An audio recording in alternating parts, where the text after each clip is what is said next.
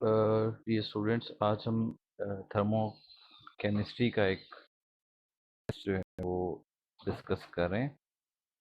तो पहला इसमें क्वेश्चन है कि एनर्जी आर रिलीज्ड ड्यूरिंग। तो आप आराम से तसल्ली से सोच सोच के हर पॉइंट को कि किस पॉइंट पर एनर्जी जो है वो हमेशा रिलीज ही होती है।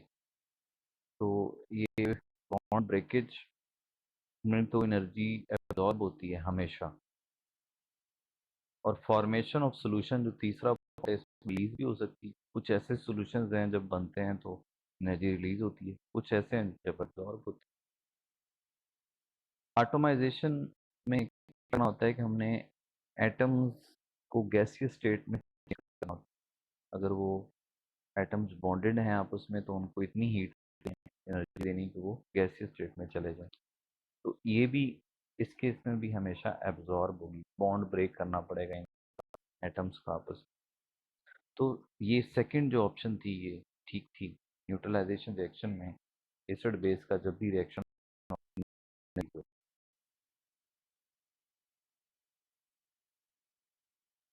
सेकंड है when 1 molar NaOH reacts with 1 molar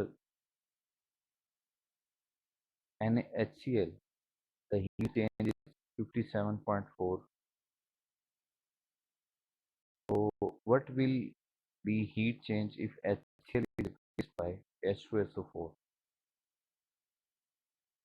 अगर हम HCl को H2SO4 से रिप्लेस कर दें, वही है 1 मोलर ही है, तो कोई फर्क नहीं पड़ेगा क्योंकि OH तो उतना ही है ना।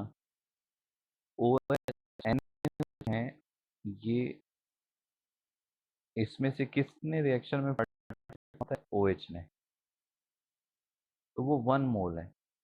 अगर हम 1 मोल H2SO4 ले भी लें, इससे होगा क्या कि एक H2SO4 प्रोड्यूस करता है, तो 1 मोलर H2SO4 दरअसल 2 मोल H2 प्रोड्यूस कर 2 मोल हाइड्रोजन आयन प्रोड्यूस, लेकिन उसमें से रिएक्शन कितना करेगा?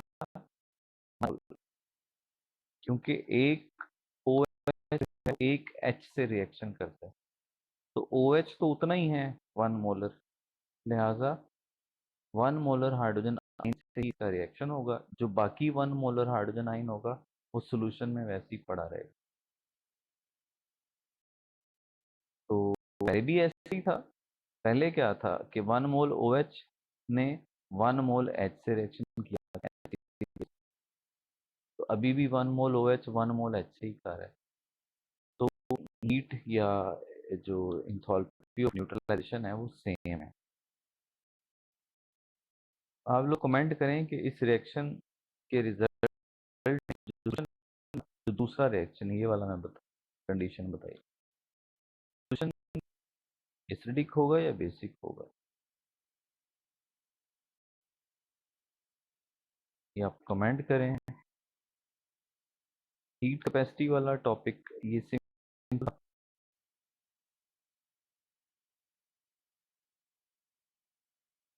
फरा खादिम का कमेंट है, ठीक है, बाकी भी बताएं। हीट कैपेसिटी एक्सटेंसिव है, ये रटा था सीधा सीधा एसिडिक है। और बिकॉज हाइड्रोजन आइन जो H2SO4 के जो है ना वो 1 मोलर हाइड्रोजन आइन अभी भी पड़े होंगे, इस वजह से वो एसिडिक है। शाबाश। इंथैल्पिज़ेशन ये रटा था, ठीक है। Relationship, which relationship is correct? तो CP ये हमने एडियाबैटिक वो जो उसमें भी पढ़ा है, CP/CV, ये रेशो ये ग्रेटर देन 1 होती है। इसका मतलब है कि रेशो के ऊपर वाला वो बड़ा होगा, नीचे वाला छोटा होगा, इसलिए आंसर बड़ा आता है। इसलिए CP is greater than CV। मैंने सीधा सीधा नहीं देता, थोड़ा घुमाया हुआ था बात।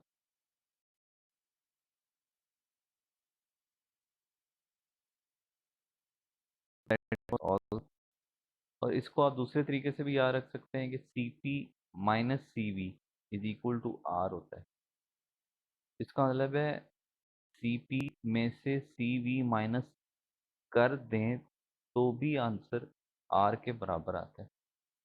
इसका मतलब सीवी बड़ा सीवी से, तो उसमें से कुछ सीवी माइनस भी कर दें तब भी कोई ना कोई चीज़ बच जाती, आर बच जाता है फिर। तो आप इस तरीके से भी याद रख सकते हैं। सेकंड एक टेस्ट था थर्मोडायनामिक्स का, और इसमें है कि which is an adiabatic process. तो देखें एडियाबैटिक प्रोसेस में लिखा हुआ है ए, उसमें की क्वेश्चन है टी वी दोनों मल्टीप्लाई हो रहे हैं और v की पावर है, एक्सपोनेंट है गैमा -1। तो गैमा किसको कहते हैं? सीपी ओवर सीवी को गैमा कहते हैं। तो ये बात ठीक थी एडियाबैटिक प्रोसेस के लिए। थर्ड पॉइंट, इसमें से एक पॉइंट आइसोथर्मल के लिए है, वो मुझे बताएं कौन। फर्स्ट है, सेकंड है, थर्ड है। एक पॉइंट इसमें आइसोथर्मल के लिए करेक्ट है।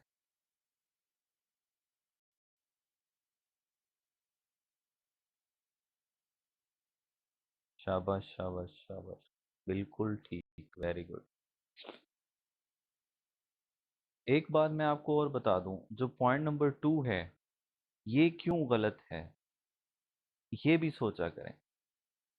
और इसमें क्या चीज जो है वो जो है वो चेंज कर दी जाए तो ठीक हो जाएगा। इस तरह की चीजें भी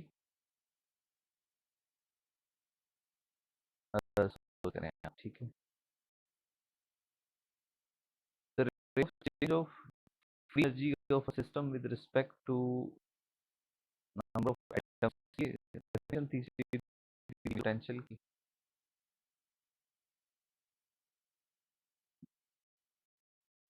amount of work done in an isothermal reversible process, ये भी सिंपल था।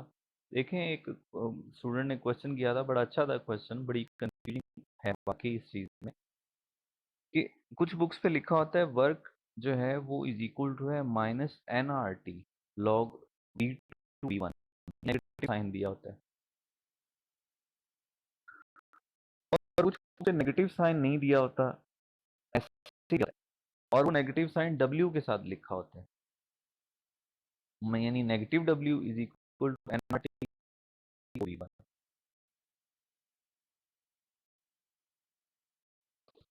तो मेरी नज़र में ये जो है कि इसके साथ पॉजिटिव होना चाहिए, ये ठीक है। ये प्लस जो है nRT log V2 over V1 होना चाहिए। इसको काउंट हम नेगेटिव ही करेंगे, लेकिन इसकी जो मिकदार है, जो अमाउंट है, वो यही है, V2 ओवर V1।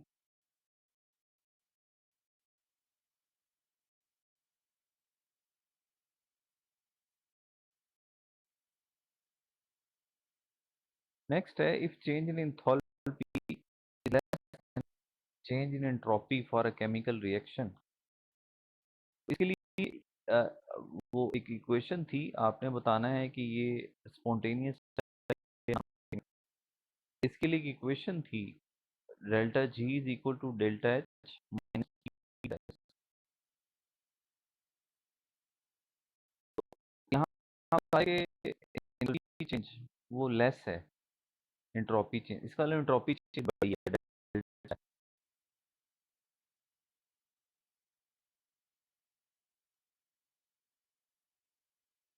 तो डेल्टा एस के साथ नेगेटिव -T डेल्टा एस है ना,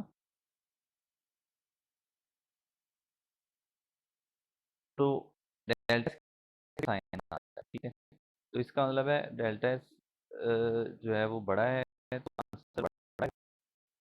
overall delta H -T delta S करेंगे, तो इस वजह से जब नेगेटिव तो ये प्रोसेस स्पॉन्टेनियस होगा। ठीक, एफिशिएंसी ऑफ एन इंजन, ये फार्मूला था simple, T2 minus T1 over T2। ये फार्मूला आपने लगाना है। यहाँ क्या कुछ स्टूडेंट्स कह रहे हैं कि हाँ होना चाहिए ना work done by the system. तो फिर क्लैरिटी ज़रा हो जाती।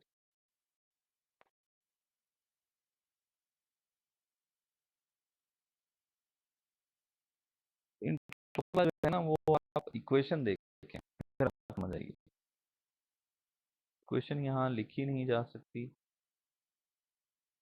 तो मैं ट्राई करता हूँ।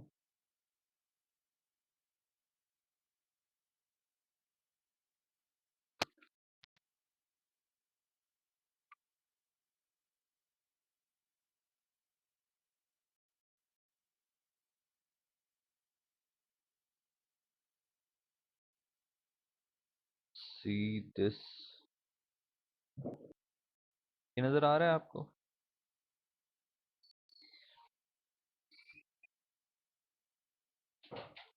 जो मैं लिख रहा हूँ ये नजर आ रहा है? चले, ये इक्वेशन है,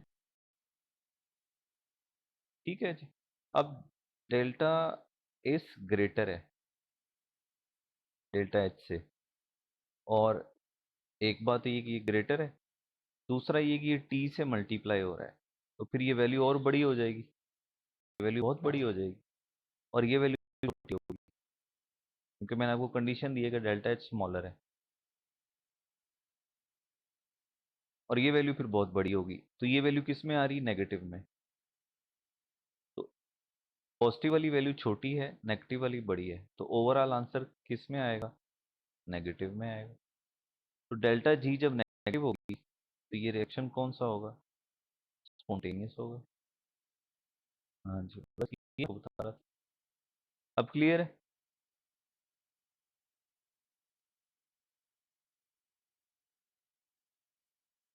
चलिए, क्वेश्चन और भी तरीके से पूछे जा सकते हैं, याद रखें ना।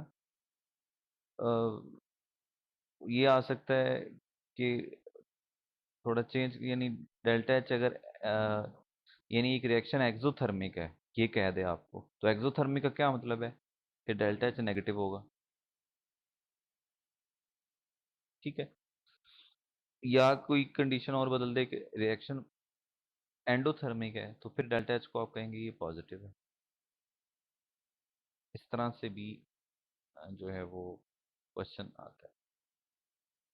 मसलन एक एक प्रोसेस है एवेपोरेशन ऑफ वाटर वाला,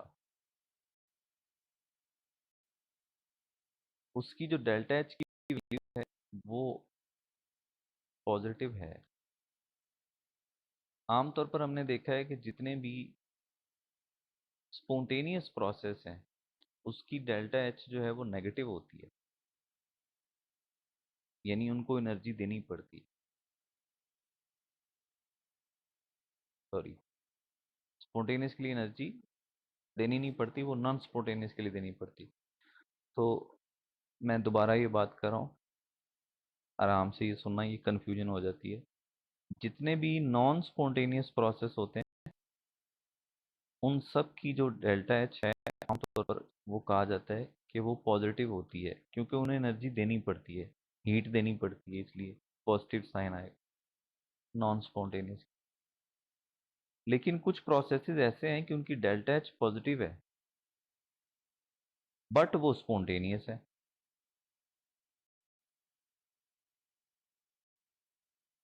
कुछ ऐसे भी प्रोसेस हैं उनकी डेल्टा एच पॉजिटिव है बट वो स्पॉन्टेनियस है, जैसे वेपोरेशन ऑफ वाटर। तो इसलिए कहा जाता है कि सिर्फ डेल्टा एच डिसाइड नहीं कर सकता स्पॉन्टेनियस का होना,